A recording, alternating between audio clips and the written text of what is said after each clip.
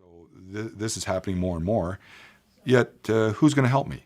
I can go to a financial planner, and a financial planner can again help me with all the very important issues about my taxes and my how much I should be saving for retirement, and how can I use my wealth to help my kids go to school, and all very, very important things. But they can't help me with also a key element of my needs, which is what about the investments I've selected in my account at my defined contribution plan at my employer? Or what about the investments that I have in my discount brokerage account that I'm trying to accumulate, a basket of investments that'll also, help me reasonably build my wealth to assist in, whatever reason I'm trying to build that wealth. Again, kids' educations, retirements, financial independence, whatever it may be. So there's this difficulty of getting this advice. You can't go to a broker to get the advice or a mutual fund representative because those individuals are licensed to buy and sell you things, and those buy and sells that take place, the location of the products that are being bought and sold need to be in their environment. So if I'm a mutual fund representative, I can help you buy and sell mutual funds, but only if I have my name on the accounts that you're trying to buy and sell within. A broker can only provide you with advice on securities for the wealth that he's holding for you. He can't help you with picking products that are outside of the accounts that with his company. So those are called on-book assets, and they're in the mutual fund business and the brokerage business. They're not able to discuss, or they can discuss it to some extent, but they can't be paid for providing advice on assets that are off-book. Now, it's not a complete legal requirement that they can't provide that advice, but the industry doesn't allow it. I mean, the self-regulatory organizations say that it's not something that we want our brokers doing.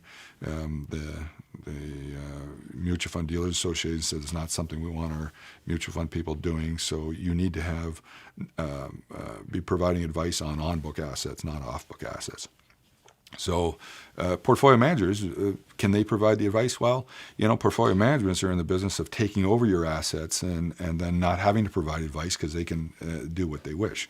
So they're really not structured at all to provide advice on things that you maintain control of. So you've got money in your discount brokerage accounts, you've got investments in your defined contribution plan at work, and the portfolio managers really aren't in a position to provide advice for that either.